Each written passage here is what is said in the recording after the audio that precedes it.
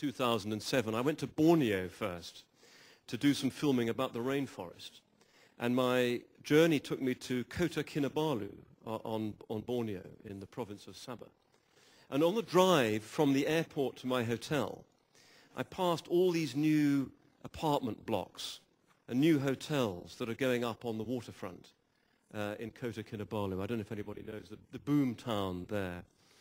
And I looked up out of the taxi window to see that outside every single window of every single apartment or hotel room was an air conditioning unit, a separate air conditioning unit, each of which would be powered presumably by a coal-fired power station tucked away around the corner.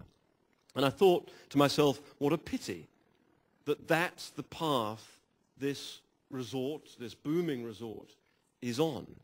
And then, of course, I got to my hotel and got to my room and was incredibly relieved to find that there was an air conditioning unit functioning. And I realized that how selfish one can be about this. And I guess at the heart of this whole debate is the developed world saying, oops, we realize we may have made a few wrong turns in our development, and that you guys in the developing world ought to do it differently. And on the agenda right now is whether or not there's a check from the developed world to help pay for the developing world to get onto a pathway that would be different to the pathway that we've been on to get ourselves to where we are today. So at heart, I think that's kind of what the issue is for debate. So very distinguished panel this morning, working along the line, but in no particular order. Jules Kortenhorst, who is CEO of the European Climate Foundation. Very, very pleased to say we have with us at short notice Lauren Lagarde, Senator from the Philippines, who I'm very glad to say is a former journalist, so I feel a bit connected already. Next on the line we have Eddie Ayensu, who is Chairman of the Council for Scientific and Industrial Research in Ghana, and on the end there, Saleemul, Senior Fellow of Climate Change for International Institute for Environment and Development. Should we just go along? Jules, do you want to kick off just with your thoughts? I think if each panelist says a few words, no great time limit on that, but a few minutes just to make a few remarks about this conundrum of the low-carbon challenge for growth and development, and we'll see where we go, but very much the aim to keep this informal and encourage debate. So I'm going to hand the baton to you, Jules. Thank you, David. Good morning. It seems indeed a big conundrum. On the one hand, there are still billions of people that live on less than $2 a day and that have every right to, for which we feel the moral imperative to help them develop. And on the other hand, it is also abundantly clear that we need to reduce emissions dramatically from the current levels.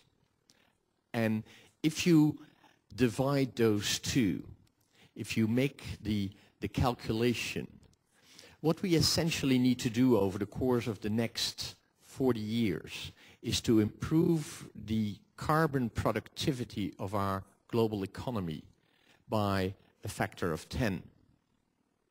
That sounds daunting. But interestingly enough, if you put it in historical perspective, it may not be impossible. The Industrial Revolution over the course of about 120 years resulted in an improvement of labor productivity in the United States of about a factor of 10. So the only challenge is that we have to do this slightly faster, and we have to focus our attention on carbon productivity instead of labor productivity. Now, if you set about such an ambitious project to drive down the intensity of our greenhouse gas emissions with a factor of 5 and at the same time grow our global economy by a factor of 3 in order to help people come out of poverty, then you better create a plan. And it's the idea of low carbon growth plans that my foundation and our network of foundations, Climate Works, have been promoting as a possible mechanism to help countries think through what is needed in order to make that transition to improve that carbon productivity. The idea here then is that each country around the world, over the course of the next years, creates a plan, a low carbon growth plan, a plan for economic development that at the same time reduces emissions. In this plan, we need to take clear consideration of the abatement, the mitigation opportunities. But the plans should not just be about mitigation. They should also take into consideration the specific needs of each country with regard to adaptation. And those are very different for a country in the middle of Africa from a country like Bangladesh, from a small island state. We also need to take into consideration in these plans what are the technology needs in order to help these countries make those low carbon growth transitions. And we need to think about the financing needs.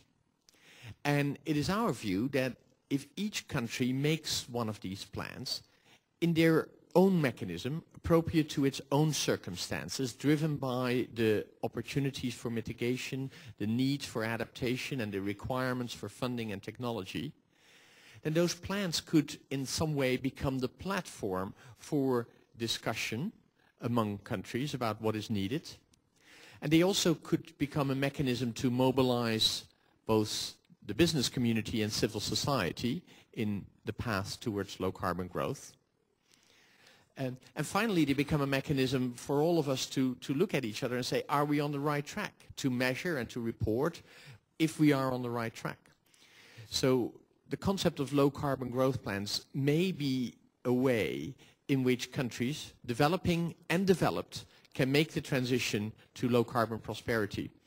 And we believe that this concept, this idea, could be a component of the solution in Copenhagen. Thank you.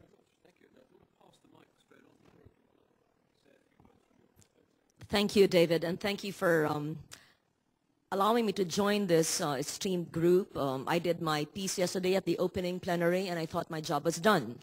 My mistake was going to the dinner cruise and sharing a table with the Minister of Luxembourg, who suddenly had to return home and requested me along with Mr. Walter First to pinch hit for him. So I'm a pinch hitter, and I'll try my best with all these experts and the scientists. Anyway, I believe that the global financial crisis exported by Wall Street, by the United States to Europe, Asia, and the whole world, brought about by human greed of individuals, corporations, institutions, could be likened to the climate crisis, which is brought about by human greed, by industrialization, by unsustainable development. Doing low carbon growth and shifting from rapid industrialization to low carbon growth and sustainable development is the only option that we must do. We are doing it in the Philippines in our own way, coming from an archipelago of 92 million Filipinos. We have enacted laws to try to slow down our growth in a more sustainable, adaptable, equitable manner by enacting two laws. First is a Biofuels Act, and second is the Renewable Energy Act. I think it is about time that all nations, big or small, polluter or minimal polluter, LDC or developed nation, must not only enact laws but do proactive legislation, policies, and programs by their national governments, as well as collaborate with each other in the respective regions and internationally in various fora and organizations like the IPU, the UN, etc., to be able to come up with a mechanism that would relate each other's programs so we could shift to a low carbon growth. Definitely, as I said yesterday, December, Copenhagen is a make or break thing. But then again, all these commitments, whether it is the HFA, the Yoga Framework for Action, with regards to disaster risk reduction, or the Kyoto Protocol, or second commitment, which they are doing in Copenhagen in December,